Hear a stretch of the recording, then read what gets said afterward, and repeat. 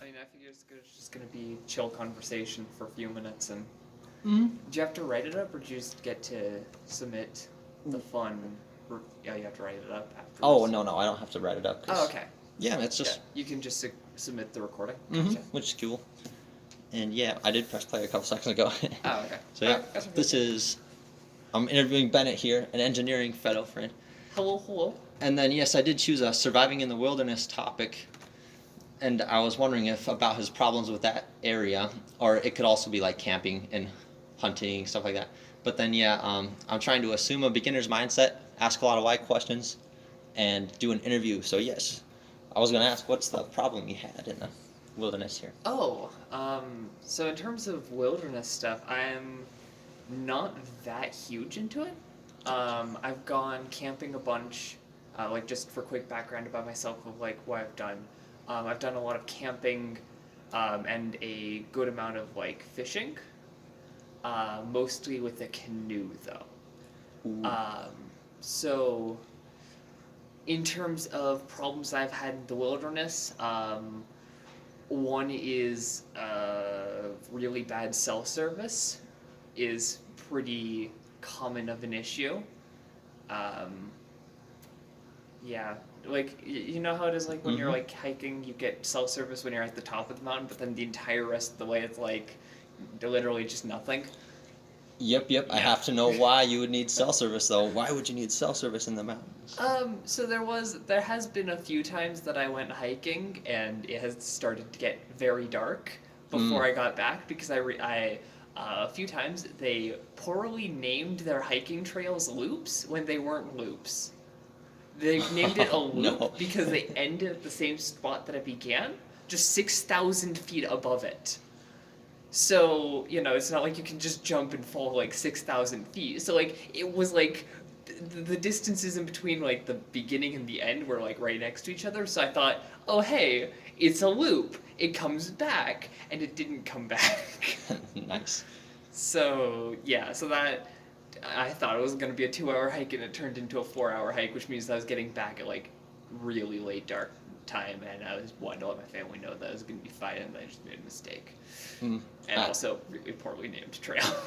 I have to see, were you hiking with somebody else or were you alone? I was alone. You were alone? Oh my gosh. Yes. Dude. Yeah, that was rough. Also, yeah. Okay, go ahead. sorry. Also, I'm gonna say real quick, mosquitoes during that trip were really bad because they were like mosquitoes like this big, and they were just everywhere. And yeah, I'm not sure. Bug spray exists, but I don't know. More convenient way to hold bug spray, so that way you can take it when you're hiking. Okay. And then there's another why question. Why would you go out in the wilderness on your own? Is it love of the wilderness or personal accomplishment? Don't let me lead the answer, but... Oh no. I mean, it's honestly just because I wanted to go for a hike. That was pretty much it. I just felt like going for a walk, and there happened to be a hiking trail there, so I just was like, hey, this will be fun. Oh, okay. I got the mosquito and the cell service problem. Let's see here.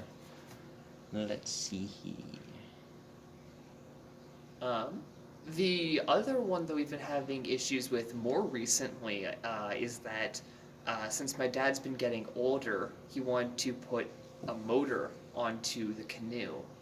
But there's not really a good place to put, there's not really a good way to put a motor onto a canoe. That's right. I can see, because when you're having like the plastic there, Yeah. it's so lightweight. As I fished from a canoe too, and I don't know, a problem I had was fish flopping around below in the seating area. Yeah. Yeah, we You get have that a experienced lot. that? Yeah. You like have to row to shore and they're just slapping you. That's crazy. That's always fun. I might as well finish up with the cell service thing. Oh yeah. Yeah, I assume I don't know anything. How do you think others felt when you went on a hike alone and you maybe couldn't call them until you got back? Oh, well, so the fun answer is that I don't have to guess on this because I know the answer. They really were Yeah. not happy with me. In fact, they were very much not happy with me because they thought I got eaten by a bear, which is weird because, it's it's a hiking trail, not the middle of nowhere, and I'm not an idiot. But like, still, I guess fair.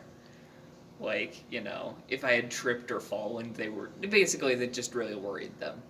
Oh, okay. Because I hadn't exactly explained very well where I was going, except for I said I was going on the hiking trail that's down the road. And they were like, "Oh, well, we can't drive up there." So, whoops. Okay. I think one last or maybe two last questions. Did you have your personal expectations align with what actually happened somehow, or what other ways did your personal expectations of the hike not turn out? Because you're talking about. Yeah, for the Yeah. hiking. Okay. In terms of personal expectations, I mean, like, besides that, I got pretty much everything that I wanted from the hike because, I mean, it was good views. Hmm. The only things that were substantially annoying were just mosquitoes and cell service.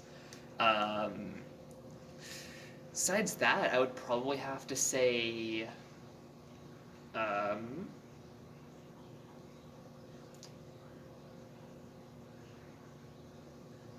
yeah, I can't really think of anything. I don't know, maybe like it, getting water from snow would be kind of cool, but like, like getting like fresh water from snow, Okay. being able to like, I don't know, purify snow melt better, have something that does that, that'd be pretty cool.